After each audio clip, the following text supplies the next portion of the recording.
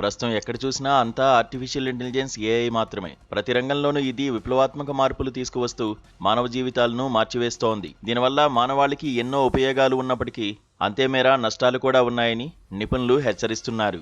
మానవ స్థాయి కృత్రిమ మేధస్సుగా పిలిచే ఆర్టిఫిషియల్ జనరల్ ఇంటెలిజెన్స్ 2030 నాటికి వస్తుందని, ఇది మానవాళిని శాశ్వతంగా నాశనం చేస్తుందని ఇప్పటికే పలు పరిశోధనలు హెచ్చరించాయి. ఈ క్రమంలోనే ఇన్నాళ్లు ఏదో పనిముట్టుగా భావించిన ఏఐ ఇప్పుడు మనుషులపై పెత్తనం చేసే యజమానిగా కూడా మారిపోయింది. అమెరికాలోని ఓ స్టోర్లో అచ్చంగా ఇదే జరిగింది. విధులకు ఆలస్యంగా వస్తున్నందుకు ఏకంగా ఓ ఉద్యోగిని ఇంటికి పంపించి వేసింది. ఆ నిర్ణయాన్ని సంబంధిత అధికారులు పరిశీలించినప్పుడు అది సరైనదే అని తేలినా ఏఐ పాత్ర విస్తృతిని ఈ సంఘటన తెలియజేస్తోంది. ఓ మనిషిని మరో మరమనిషి ఉద్యోగం నుంచి తొలగించిన సందర్భం ఇదే తొలిసారి అని నిపుణులు చెబుతున్నారు. అయితే ఏండన్ ల్యాబ్స్ అనే కంపెనీ శాన్ ఫ్రాన్సిస్కోలో పూర్తిగా ఏఐతో నడిచే ఏండన్ మార్కెట్ పేరుతో స్టోర్ నిర్వహిస్తోంది. పూర్తిగా ఏఐతో స్టోర్ను నడిపే ప్రయోగాన్ని జరుపుతోంది.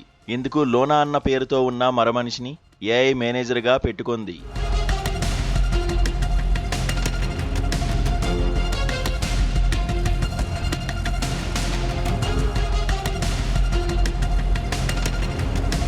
సదరు స్టోర్లో ఉద్యోగాల భర్తీ, వస్తువుల కొనుగోలు, అమ్మకం, విధానపర నిర్ణయాలు తీసుకోవడం అన్నింటినీ ఏఐ మేనేజర్ లోనాయే చూస్తుంది. పని ప్రదేశంలో నిబంధనలు అమలు చేయడం కూడా లోనా పనే.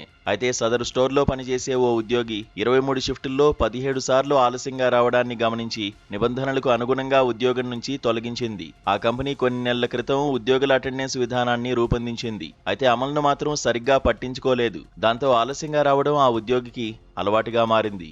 గమనించిన ఆ కంపెనీ నిర్వాహకులు లోనాను ఆశ్రయించారు.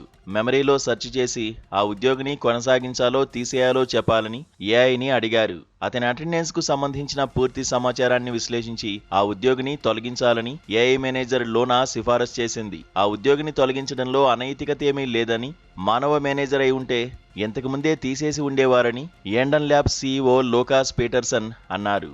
ఈ నిర్ణయంతో రానున్న రోజుల్లో ఏఐ మనిషిపై పూర్తి పెత్తనాన్ని సాధిస్తుందనే ఆందోళన వ్యక్తమవుతోంది.